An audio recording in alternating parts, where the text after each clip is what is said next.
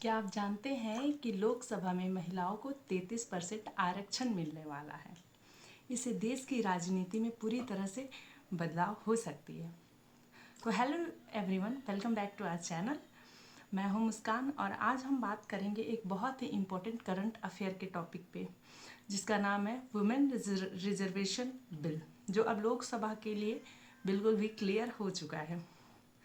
इस बिल में क्या है, तो इस बिल के तहत लोकसभा और राज्य विधानसभाओं में महिलाओं के लिए 33% सीट रिजर्व की जाएगी।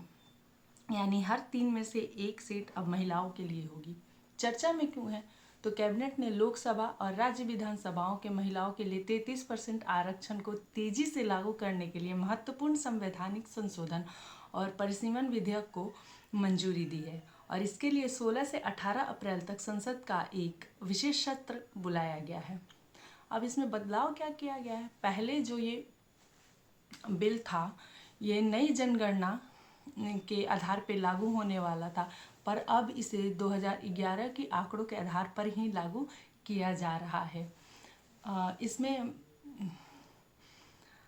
विपक्ष का कहना है कि आगामी चुनाव को देखते हुए सरकार ये जल्दीबाजी में कदम उठा रही है, चाहे और सरकार शायद उठा रही हो, लेकिन जो भी रीज़न हो, ये एक बहुत ही सकारात्मक बदलाव होगा। हमारी राजनीति में महिलाओं की भागीदारी बढ़ेगी और ये देश के लिए बहुत ही अच्छा संदेश कहा जा सकता है। अभी भारत की राजनीति में महिलाओं की पार्टिसिपेशन काफ़ी कम थी और इस बिल का एम है कि जेंडर इक्वालिटी को बढ़ावा देना और डिसीजन मेकिंग में महिलाओं की भागीदारी बढ़ाना। तो ये बिल बहुत ही इम्पॉर्टेंट है। तो प्रस्तावित परिसीमन विधेयक के तहत लोकसभा और विधानसभाओं की सीटों में 50% की वृद्धि की जाएगी। जैसे कि वर्तमान लोकसभा में 543 सीट है, जो बढ़कर 816 हो जाएंगी और इसमें 273 सीटें जो होंगी वो महिलाओं के लिए आरक्षित होगी। वहीं विधानसभा की बात की जाए तो उदाहरण के तौर पे आप उत्तर प्रदेश की विधानसभा की सीटों को ले सकते हैं, जो कि अभी 403 है, जिसे बढ़ाकर 600 से अधिक जो बढ़कर 600 से अधिक हो सकती है। उत्तर प्रदेश तो अपने आप में एक देश कहा जा सकता है, आधा देश तो यही है।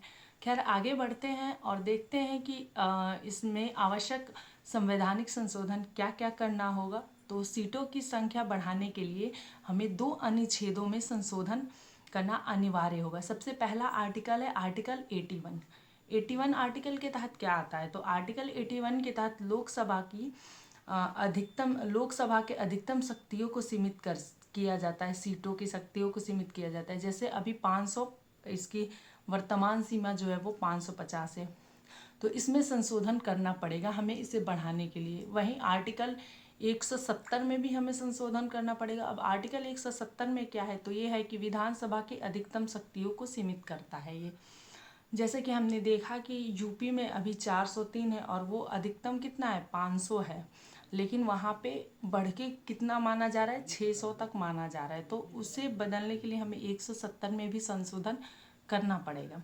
अब इसकी समय सीमा क्या है, तो समय सीमा की बात करें तो सरकार जून तक एक परिसीमन आयोग का गठन करेगी, जो निर्वाचन क्षेत्रों का सीमांकन करेगा। लोकसभा की बढ़ती ताकत और महिला आरक्षण 2029 का जो आम चुनाव होगा उसमें पूरी तरह से लागू होने की उम्मीद है। और कहीं ना कहीं गवर्नमेंट इसलिए इसमें इतना इंटरेस्ट दिखा रही है कि अगर ज़्यादा देर हो तो कहीं उनको इसका खामियाजा ना भुगतना पड़े 2029 के चुनाव में। अब नए नए क्षेत्र बनेंगे, नया नया चुनावी क्षेत्र बनेंगे, तो इसका कुछ ना कुछ तो असर होगा ही 2029 के चुनाव पे। अब बात करेंगे हम इसके बारे में, प्रधानमंत्री ने एक कोट करा है, उसके बारे में हम डिस्कस करेंगे कि प्रधानमंत्री जी कहते हैं कि महिलाओं के प्रतिनिधित्व को आगे बढ़ाना राष्ट्र के भाग्य को आकार देने के जैसा है और ये बहुत महत्वपूर्ण है अगर राष्ट्र के भाग्य को आकार देना है तो, कि हम महिलाओं को आगे बढ़ाएं। उन्होंने जो 16 अप्रैल को ये होने वाला है विशेष सत्र, इसमें सभी राजनीतिक दलों से दलीय राजनीति से ऊपर उठकर सर्वसम्मति